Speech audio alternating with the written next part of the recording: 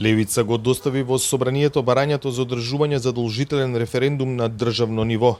Станува збор за иницијатива која, ако ги помине собраниските филтри и добие подршка од 150.000 граѓани, ќе резултира со референдумско изјаснување на прашањето дали сте за продолжување на преговорите со Европската Унија со прифаќање на собраниските заклучоци од 16 јули 2022 година. Ние не очекуваме сериозни обструкции затоа што иницијативата е формално правно чиста како солза. Меѓутоа, доколку Талат Џафери се осмели силеџиски да глуми уставен судија, ние ќе започнеме со блокада на собранието. Верувам дека ќе имаме координација и со пратениците на ВМРО ДПМН да се придружат или заеднички тоа да го правиме. Очекуваме како опозиција да бидеме сериозно сватени, бидејќи ова ги преминува сите граници на цивилизирано однесување, а тоа е фрлање на иницијативи за кои што сте потрошиле законски процедури, значи сте потрошиле време, енергија, ресурси и слично, едноставно така противзаконски да бидат фрлани, тоа ја преминува чашата. Апасиев се реферираше на иницијативата на ВМРО ДПМН за референдум која минатиот месец беше отфрлена од спикерот Џафери.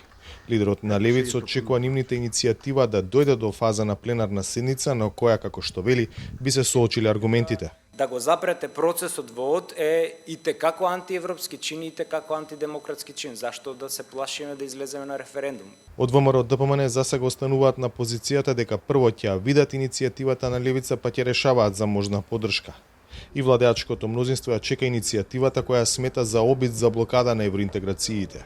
Оно што го знам е дека во ова собрание мнозинството гласаше, и ние како СДСМ, гласаше за заштита на македонскиот јазик, идентитет и култура во процесот на преговори со Европската Унија.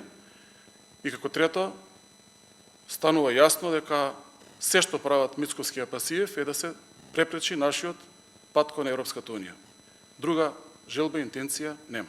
Иницијативата на Левица прво мора да помине низ собраниските комисии, па ако парламентот донесе позитивна одлука да се премине на собирање 150.000 потписи со кои би се отвориле вратите за одржување референдум на кој граѓаните би се изјасниле за прашањето дали сте за продолжување на преговорите со Европската Унија со прифаќање на собраниските заклучоци од 16 јули 2022. Ако излезат најмалку половина од вкупно впишаните избирачи и мнозинството од нив се изјаснат против, тогаш тоа би значило дека референдумот на Левица е успешен и најверојатно запирање на пристапниот процес кон Европската Унија кој е во тек. За Гласот на Америка, од Скопје, Владимир Мирчевски.